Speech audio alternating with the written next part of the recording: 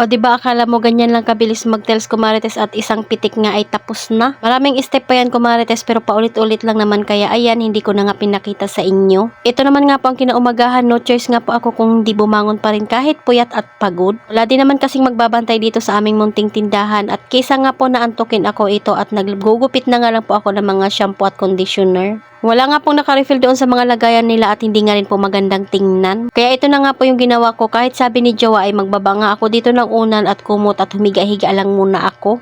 Pero tingnan nyo naman yung aso namin, abay siya nga po yung nakaunan. Pag pinaalis mo nga yan kumarites at tatanggalin mo dyan, siya pa yung magagalit. May mga pinabili nga po ako kay Kuya Sian kahapon doon sa grocery at ngayon ko pa nga lang po ito aayusin. Sabi nga ni Jowa ay pwede na nga pong apakan yung tiles. Magdamag na rin naman kasi ito kumarites. Nakakagulat yung camel kumarites na balitaan nyo ba ay talaga namang nagtaas. From 107 to 127. Hindi ko nga alam na magtataas kaya 5 piraso nga lang po yung pinabili ko. Ilang araw na nga rin po ako naghahanap ng Nescafe stick, wala talaga akong mabilhan. Feeling ko ay magmamahal na nga rin po iyon. Nagre-refill na nga rin po pala ako ng mga candy dito dahil may mga pinabili na nga rin po akong mga candy. Dahil malaki nga po yung binili ni Kuya Sian kaya hindi siya kasya doon sa maliit na lagayan kaya ililipat ko na. Imbis na itutulog ko nga ayan at iaayos ko na nga lang po ng paninda para mabawasan nga po yung kalat dito. Syempre alam nyo naman na pag may ginagawa nga po sa bahay ay talaga namang nagiging makalat. May parcel nga po akong mga bubuksan pero hindi ko pa nagagawa dahil busy po talaga ako. Bago pala kagabi umakyat si Jowa ay nakapaglinis muna siya dito sa baba pati na nga rin po ng mga hugasan. Hinugasan niya na nga rin po at tinimplahan niya na rin ako ng kape. May pasok nga po siya pero ang sabi niya nga po pagka uwi niya ay gagawa pa nga ulit siya dito sa bahay. 7 AM nga po yung pasok niya at alas 4 naman nga po yung uwi niya.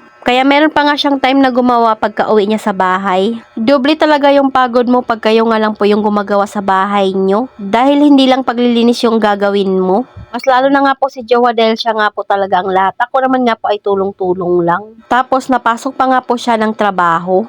Kaya naman pag linggo ay hinahayaan ko nga lang siya matulog hanggang gusto niya. Ihuhuli nga po namin ng tiles yung banda doon sa may shelves dahil tatanggalin niya nga po iyon. Kailangan nga pong baklasin dahil nakasayad nga po yung pinakakahoy niya doon sa sahig. Sayang naman kung bubutasin nga po yung tiles. After ko nga pong makapag-refill ng mga candy, ito naman nga po chichirya yung next ko namang aayusin. Butasan ko na nga rin po ito kaya sabit na lang ako ng sabit. Tingnan nyo naman yung buhok ko ay matigas na nga po iyan dahil hindi pa ako naliligo. Matigas na yan dahil sa alikabok na nga po ng semento. Alam mo yung araw-araw ka namang kumikilos pero hindi ka pa rin magkakanda o gaga sa mga gawain. Mas lalong dadami nga po yung ating mga gagawin pag hindi nga natin unti-untiin itong kikilusin. Abay kung hinilata ko nga po yung oras na yan ay marami pa nga rin pong mga kalat dito na mga kailangang i-display. Tapos pag umuwi si Jowa ay magta-tiles na naman nga po kami. Kaya minsan kahit pagod tayo ay kailangan pa rin natin kumilos para naman din iyon sa ikakabuti ng bahay natin. At lalo na nga po itong bahay namin maliit lang at meron pang tindahan sa loob. Pag hindi nga po ito ayusin agad abay talaga namang masakit sa mata at magulong tingnan. Buti na lang talaga yung dalawa kong ang anak kahit mga pasaway ay kaya na nga po nila yung sarili nila. Nga pong nagtawag ng basura at kailangan ko ngang magtapon dahil marami nga po kaming naipon na basura. Hindi naman kaya ito ni Kuya Tyler kaya ako na nga po ang magtatapon. Kinagabihan nga ko marites ang sabi ni Jowa ay linisin ko na nga po yung banda sa tindahan. Dahil ito na nga po yung kanyang next na ita-tiles. Kaya ayan, isa-isa ko na nga pong tinatanggal yung mga nakalagay dyan. Syempre at bibigyan ko na nga muna itong bumibili. Ang sabi ko nga kay Sian ay mag-refill na siya ng soft drinks dahil wala na nga pong soft drinks sa ref. Nag-order nga po ako ng soft drinks pero wala nga pong deliver kanina. Abay baka lasing pa dahil piyesta nga po dito sa amin nung linggo.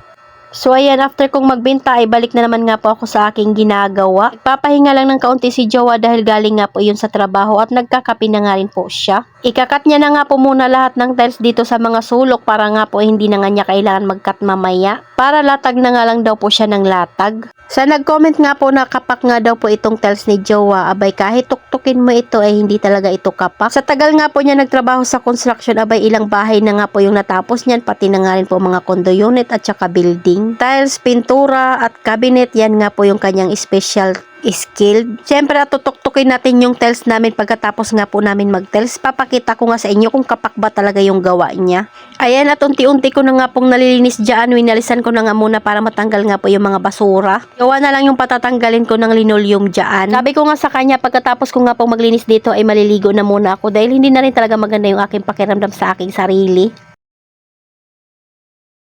Paulit-ulit lang naman yung step kaya ito ipapakita ko na nga po sa inyo ng transition na lang. Maraming tiles nga rin po yung nagawa ni Jowa ngayon. Ayan at lumalawak na nga po yung kanyang natapos na dito sa bahay namin. Bukas umaga ay pwede na nga rin pong tapakan yung mga iyan. Pag bagong gawa pa nga ay hindi talaga pinapaakpakan ni Jowa para hindi nga pong maging kapak.